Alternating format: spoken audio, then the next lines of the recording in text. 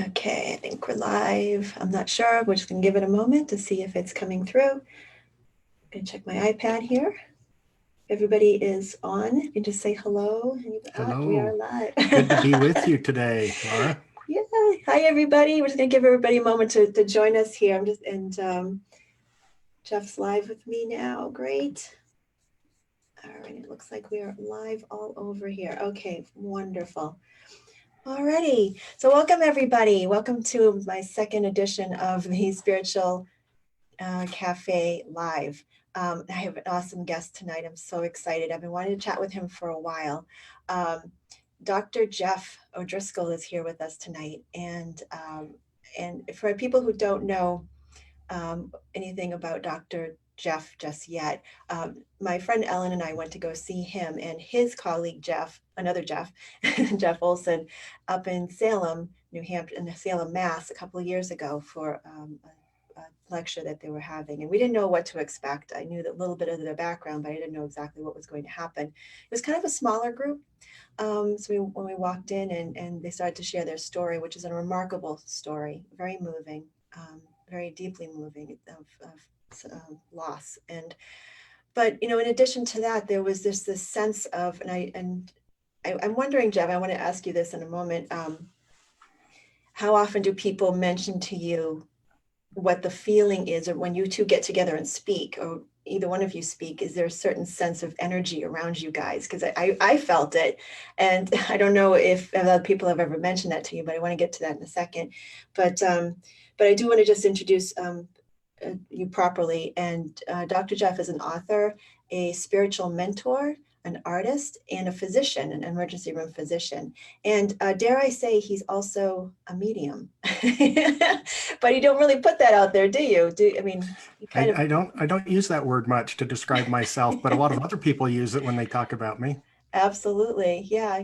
And we'll get to that a bit more. But I want to address just that. Do you ever have anybody ever come up to you after you speak and mention that there's a certain energy that comes into the room as you're speaking? I think that might be the most common thing that people say to us when we speak, Yeah. is that they have some different kind of a feeling. There's some kind of a atmosphere, a feeling that people get when we speak together. Yes. Yeah, and the only the words I can come to that comes to mind when I think of it, it's like you're calling down heaven. That's the only words I can think of, because I literally wept while I was watching you guys speak, and it came from a different place. I mean, obviously, it was a very emotional, moving stories that you were sharing, but and we'll get to that story in a moment. But just the sense of energy in the room just was so moving, and it really did feel like you were calling down heaven. So very interesting. Um, It kind of feels that way a little bit on the other side of the pulpit as well.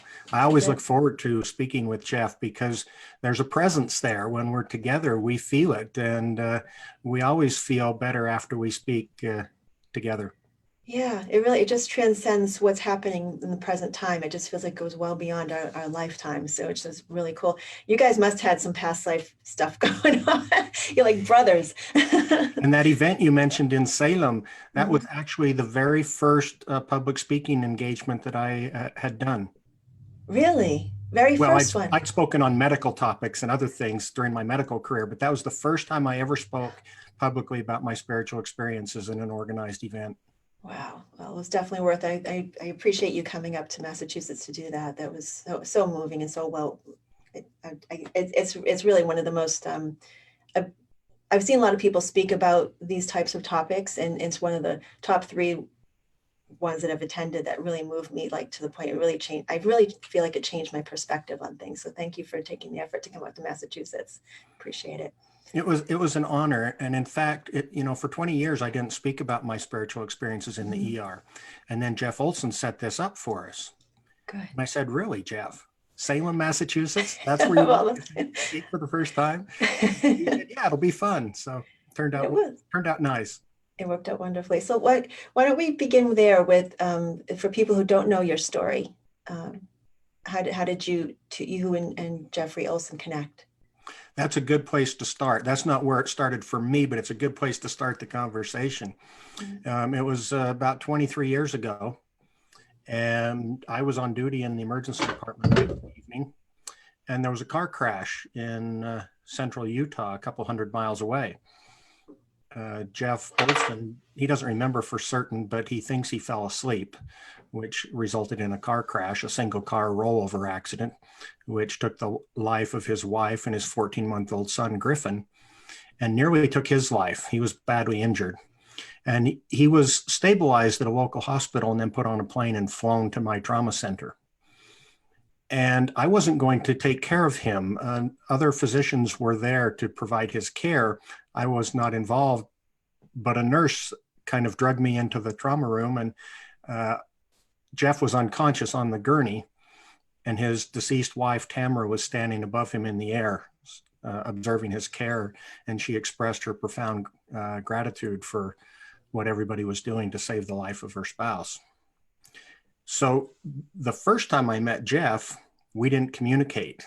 He was unconscious. It wasn't until a month later that this same nurse insisted, because she experienced the same thing I did. She insisted we go talk with him and tell him what happened. And I very reluctantly went with her to his hospital room.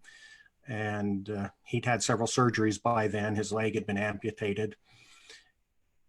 And I was really uncomfortable sharing much. I didn't like to talk about these things, but she started to share with him. And as she told him what we'd seen, what we'd experienced with his wife, Tamara's being there, he started to weep.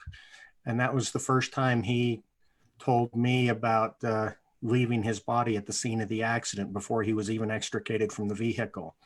And he encountered his wife, Tamara, in a spiritual realm, in a glorious ball of light.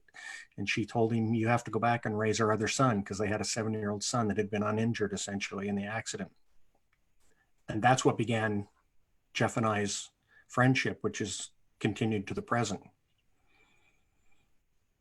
So this wasn't the first experience that you had with seeing people in the emergency room in spirit form. Correct. Mm-hmm. I started having experiences as a teenager shortly after the death of my older brother in a farm accident. He was involved in a tractor accident when I was 11. I don't think I recognized his influence for a while, but I started to get messages. Usually it sounded like a voice that speaks to your heart.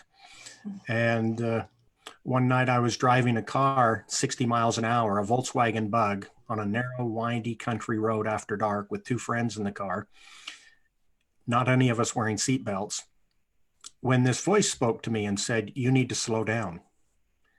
I was in a pretty rebellious part of my life. I wouldn't have listened to any authority figure, not my parents, not law enforcement. I've said that I don't think I would have listened to God if he'd have been sitting in the seat next to me. But I listened to this voice, and I realized, looking back, I listened because it was my brother, and I trusted my older brother. I always listened to my older brother. And I slowed down. We went around the corner, hit a car head on. There was a lot of damage, but nobody was injured.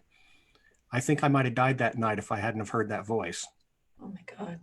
And over a period of years, the voices continued, sometimes my brother, sometimes others. And then I started to see things.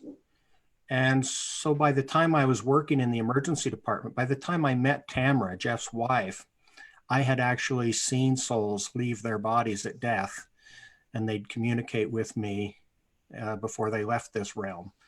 And their messages were always of gratitude and profound love and happiness, always. Wow. So that wasn't my first experience when I met Jeff's wife, but it was a good one. Wow. Yeah, that definitely, obviously, it's had a huge impact on you. So you had before your brother passed away, you had no indication that you had this ability? Not that I recall. Mm-hmm. In fact, I never really thought of it as an ability or a gift or anything unique until a few years ago when I started to share it for the first time. And then people would come up and they'd talk to me and they'd ask me questions about, when did this start and how did this happen? And that was the first time it occurred to me that everybody didn't have these experiences. And I started looking for the answers to the questions people were asking me. And as I wrote about it, when I wrote my book, and as I spoke about it, I started to piece things together and realized, oh yeah, it started when my brother died. And it was my brother coming to me. He came to me often enough that when I was 19, I went to a friend of mine who was a few years older, whom I really trusted, and using the only vocabulary available to me as a teenager that grew up in a Christian background, I asked her without giving her any context for my question at all. I said, "Does God ever speak to you in sentences?" And she just looked at me with this very knowing, wise look. And she said, "Don't ever doubt that." That was all she said. Beautiful. And it proved to be good advice. Yeah. Wow. So I do want to mention, because you did mention your book a few times. This is a great book. Not Yet, Near Life Experiences and Lessons Learned. If anybody wants to pick up this book, this is really, really good. Beautifully written too, I have to say, the way that you wrote this. And near life experiences, instead of near death experiences, you're saying near life. Why do you say near life? Because in my experiences, I haven't had a near death experience, but I've had shared death experiences, and I've had other spiritually transformative experiences. And I have a lot of friends who have had near death experiences, friends like Eben Alexander and Mary Neal, and Raymond Moody's a friend of mine. And although he hasn't had a near death experience, he coined the term. Yeah. The reason I use the term near life experience is because universally, whenever I've spoken with these people or had experiences of my own, they always feel closest to their fullest self when they're out of this realm. They always feel more alive, more in the present than any other time in their life. And so when I say near life, I'm talking about near eternal life, near our universal life. I think that's when we get closest, is during those near life experiences. Beautiful. And I want to talk about that too in a little bit, about being closest to our universal life, or universal light too. Now, you also mentioned, I have a theory, and you kind of alluded to it in your book about the veil. And like you had mentioned, you sort of noticed these my ears ringing a lot. Oh my gosh. Excuse me for a second. So you had noticed that your abilities opened up after your brother left the earth. And my thought is, when we have someone who we lose so close to us, obviously it's a traumatic experience, but I wonder if the light that they step into when they step into spirit kind of falls upon us a little bit when they step over, and we keep some of that. And you kind of said in your own way as well in the book. Can you explain that a little bit, your theory about that? That's exactly how I feel about it. Mm-hmm. The way I described it in the book was imagining our mortal life as if we were in a room, kind of a dark, not black room, but just not bright. You can get around and see and on either side, there's this heavy, dark curtain. And beyond the curtain on either side is this profound, glorious, bright light and love. And every once in a while, somebody on one side draws back the curtain and a soul enters through birth. And if you're close to it, some of that light spills onto you, and you get to experience a bit of it before that curtain closes again. And on the other side of the room, every once in a while, the curtain's drawn back as somebody passes through, leaving this realm in death. And if you're close by, you get to experience it. It splashes through and gets onto you. And if sometimes you might see far enough or see long enough to recognize somebody in that other realm. And that's the metaphor I use in my book about the veil or the. And that explains a lot, because a lot of people end up either discovering or remembering. I want to say it's more remembering. I think we all have the capability of having mediumistic abilities. I just think we forget it. And so what that does is, when we touch that light, even briefly, we tend to remember it, or some of us do remember it, or we're set on a journey to remember it. So many people end up doing hospice work and being more spiritual after they lose somebody, kind of sets them on that journey. So I could see how that could how that affected you. There's one thing. What was I going to say? The way that I have to say this. There's something about the way that you wrote this book. Like, I'm a medium. You're a medium as well. I haven't had the same profound experiences that you've had. You've definitely, having been an emergency room doctor, obviously you've had that experience so much more often, and being so present with spirit as they're going over. But the way you spoke about spiritual eyes, like, I always struggle with trying to explain what it's like to touch that realm to other people that don't understand. And the way that you described it in your book, it's the best I've ever heard, I have to say. Oh, good.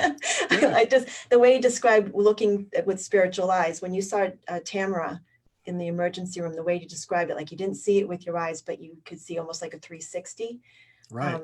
Yeah. Can you describe that a little bit? How you saw that or saw I'm that? asked I'm asked that question a lot, and so I've worked on trying to answer it, because a lot of times, you just experience things and you don't think much about them until somebody asks you to describe them, and then you're put on the spot. Right. And I've been asked that question so many times, I've thought about it, and this is the way I describe it. I'm a physician. From a medical perspective, this is how vision works, if you will. There's electromagnetic waves out there. They come through our iris, through our lens, through our cornea, and they're focused on rods and cones on the retina, and they're converted into electrical signals. Those electrical signals travel down the optic nerve, and they cross at the chiasm, and they go to the occipital cortex, where they're interpreted and formed into an image. That's how we see. But when I see spiritually, it bypasses all of those things, and the image is just given to me without bothering with any of the rest of it. So I see a spirit or a soul. They look to be in physical form, but if it was natural physical form, the person standing next to me would see the same thing. Right. And so I view it as that veil we talked about earlier. I believe that veil is our body. Mm-hmm. So when we come into this life, we step into the veil. And what the reason we step out of the veil when we die is because we step out of the body. Well, in a sense, we can partially step out of the body when we have these spiritually transformative experiences, and we can see as though the body wasn't obscuring our vision. Beautiful. Wow, that's a great way to describe it. So I don't often use the word see or hear when I Yeah. talk about spiritual things. The word I like is experience. I experience them. Yeah. Because it's so much more than what you see with your physical eyes. It's so much more than what you hear with your ears. It's a knowing and a claircognizance and a clairsentience, everything, all the clairs Right. that people talk about, their spiritual senses. And as you mentioned, when I've had the experiences, I often see in all directions at the same time. Yeah, I'm so glad nobody else has ever said that before, and I've had experiences like that. And for example, when I first started, I used to sense spirit when I was a kid. I used to hear things and see things, but I kind of pushed it away for a while. And after the birth of my first child, I started to come up again. And I had one experience where I was changing. I think they were 4 months old at the time. I was changing my newborn, my firstborn, getting dressed. I was in a room by myself in my husband's grandfather's house. And in a split moment, I had a 360 vision of a spirit around me. And even though I was looking at my daughter, I could see at the same time the person behind me looking over my shoulder at her. And it was her great grandmother, who I'd never met. And I knew it in a split second. I knew who it was. I could see her 360 view. So when you describe what you saw with Tamara in the emergency room, I was so overjoyed because nobody else ever described something the similar experience that I had. So thank you for that. And I hope that helps some people to understand what spirit is like. It's all around us in a sense, or the spiritual senses. Yeah. As you mentioned, I do intuitive mentoring with people. I help people connect to their own higher self so they can get their own answers. Nice. And one of the things I help them do is recognize their spiritual gifts. A lot of people come to me and they think they've never had a spiritual experience. They'll actually tell me they've never had a spiritual experience. Or sometimes if you pry it out of them, they'll say something like, well, I didn't actually see a person. I just knew they were there. Right. Or they'll say, I didn't actually hear a voice. I just felt it in my heart. I felt the message. Mm-hmm. And I help people recognize, they say it almost apologetically, like knowing and feeling are somehow a consolation prize for not seeing or hearing. Yeah. Uh-huh. And I help them understand that in some ways, seeing and hearing are physical senses, but knowing and feeling are spiritual senses. And it's how we communicate with those in another realm, is by knowing and feeling.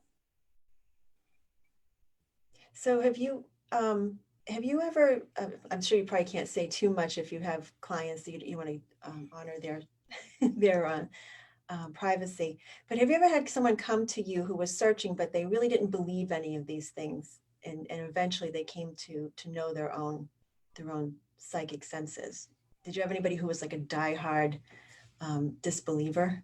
I have had, and Yeah. they've had some marvelous and powerful experiences. But I can mention one friend of mine who everybody out there will know that fits the description you just gave, and that's my friend Suzanne Giesman.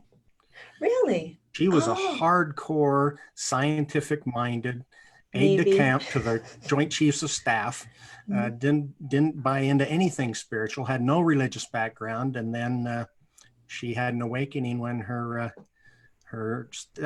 stepdaughter was struck by lightning, if I recall correctly. And That's that's true. when things started for her. And it was a big journey for her to step into things spiritual because she was very scientific, very materialistic minded, not in a bad way, just in a non-spiritual way. Also military too. So Right. Navy, yeah. Yep. So yeah, and she's probably one of the strongest mediums out there today. Yeah. It's beautiful. Isn't it wonderful to watch that unfold in front of you? It must be Yes. really, yeah. I've helped people uh, dissect some of their experiences so that they realized what was going on. And when they have that aha moment and they just start to cry and they realize, oh, that was real. That was my son talking to me. Because we're so conditioned to set it aside, to minimize it, to not talk about it. And when you help somebody actually own it, it's a powerful moment for them.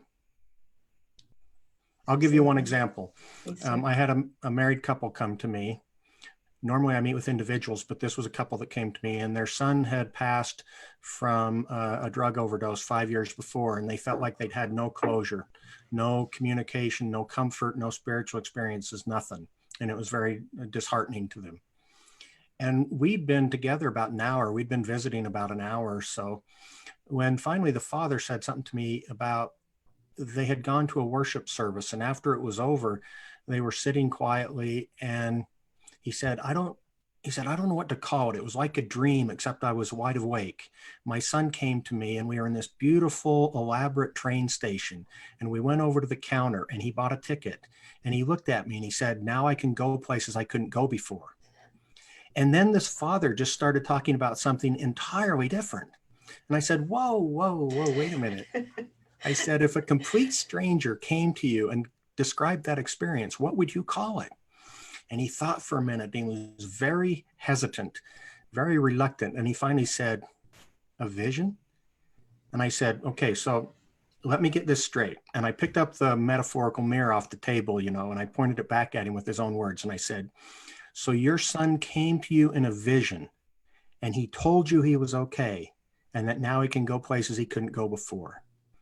And this father just started to weep because it was, oh, that was my son. That was real. See, we talk ourselves out of these things all Right. the time. And I think a lot of times too, I mean, not to bash religion or anything, nothing in particular, but we're taught so often that that power is not with us, that it's with other people or other Right, beings. And right, to recognize, it's a beautiful thing that you did was to mirror that back to him, his own divinity, that he right. actually could have that connection. And what advice do you give for people? Because a lot of times I have people come to my office who are looking for a mediumistic connection with people who've passed. And a lot of times they'll come and say, I don't feel my mother around, or I don't feel my child around me. What kind of advice can you give to them? I I suggest to people that spiritual gifts are like other gifts. We're perfectly comfortable acknowledging that somebody can have a musical gift, but they still have to practice 40,000 hours to become proficient. Mhm. If they want to play in Carnegie Hall, they have to practice, no matter how great their gift is. But we tend to think that spiritual gifts come to us perfected and whole, and they just settle upon us and we can exercise them.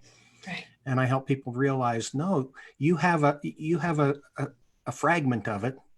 You have an undeveloped gift. You have to practice it. And so I give them Mhm. some exercises of things they can do to develop and learn what it feels like, learn how to recognize it, and how to develop it until they can experience it more fully. Mhm. Beautiful. Yeah, that's I use that analogy too a lot of times in my classes with the, everybody can play chopsticks on the piano, but, can you play Chopin, And so it just takes practice and do the scales and keep going up and down. So, Right. yeah. So, and what's your feeling on when people are in grief, like deep grief, and they don't feel like they can connect with their loved one, like they just feel so disconnected? What can you offer to them in those times when they do feel so disconnected from their loved ones? It's really hard. Yeah. Grief is a big barrier sometimes to spiritual things. Some people step into their spiritual nature more fully when they're in grief. Some people have profound spiritual experiences around the death of a loved one. Other people feel, and to some degree may be, really spiritually disconnected for a period of time after having a loved one pass.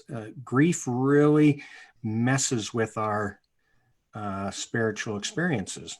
In fact, that's one of the things I tell people. A lot of people ask me why I have so many spiritual experiences in the emergency department when I see these spirits come and go at birth and death. And I tell them one of the reasons I experience it in the ER when some of the people around me, some of the family members might not experience, is it because grief so interferes with your ability to sense and experience spiritual things that because I'm more objective as a viewer, I might have the experience that they don't have because they're so emotionally connected.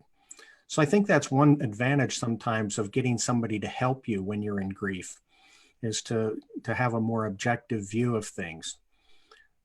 So I'm not a grief counselor. I don't pretend to be a grief counselor. I make no attempt to really help people in their grief, but I do talk with them about how to sit and be still and to connect and to breathe and to be cognizant of their feelings and to begin to understand those feelings come from someplace.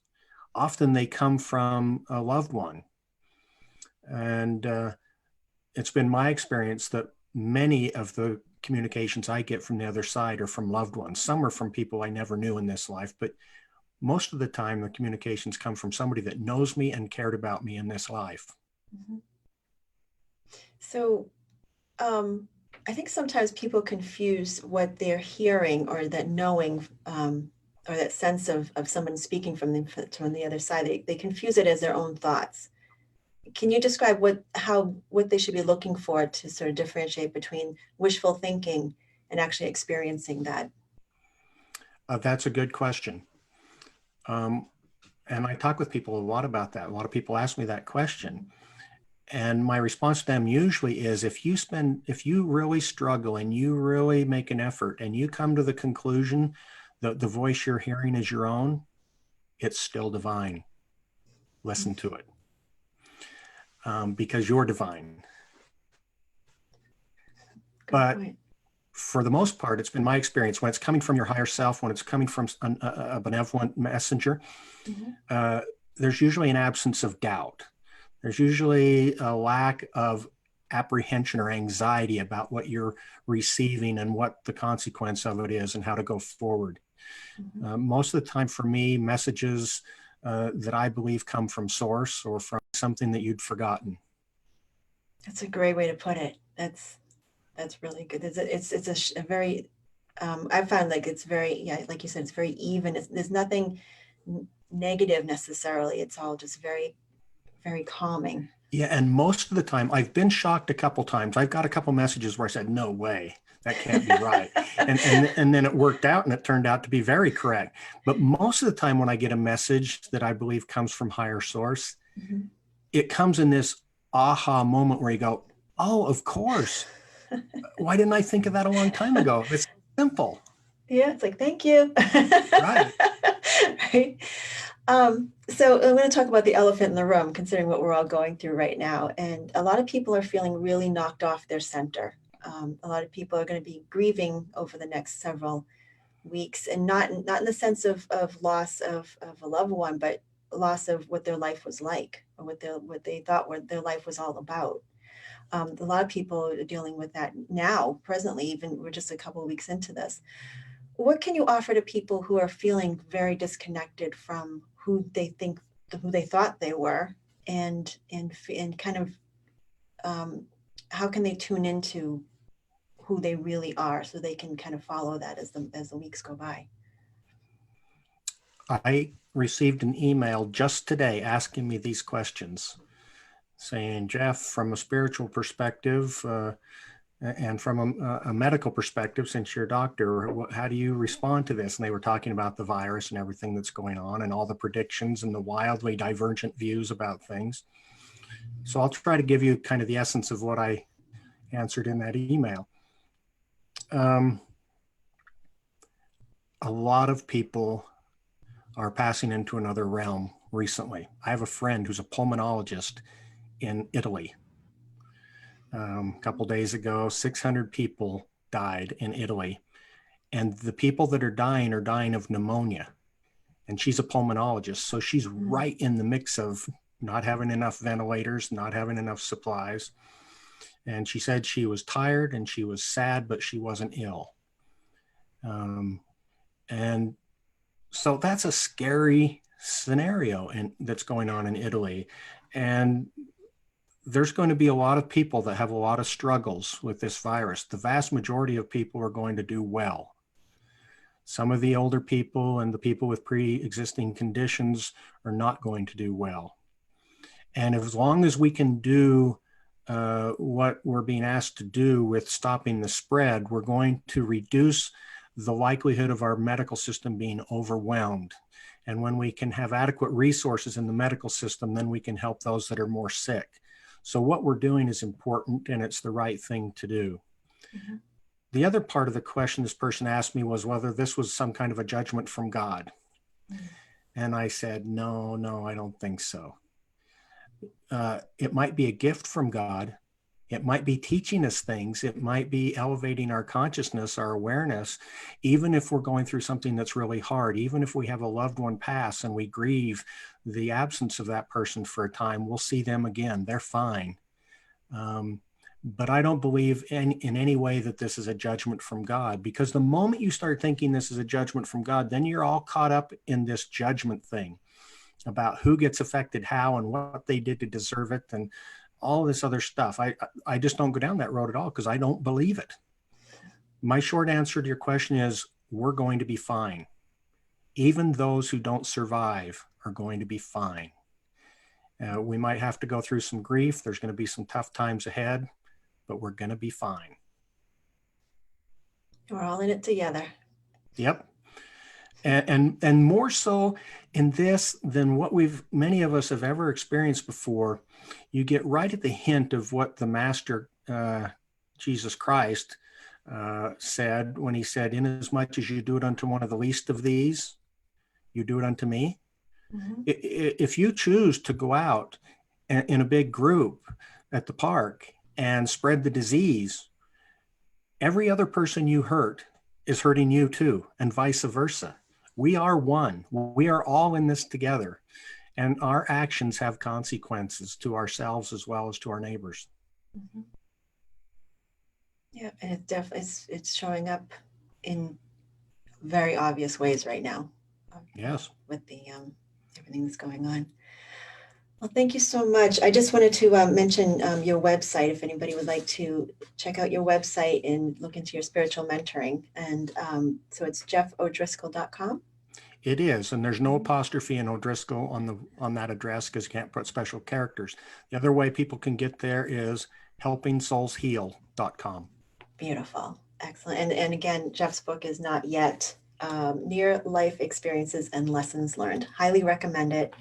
And thank you so much, Jeff. This was an honor. Thank you for saying yes so quickly. It's like I just messaged say, would you mind talking to me on Facebook Live? Sure, no problem. There's no hesitation whatsoever. Thank you so much for doing this. And I hope it helps some people.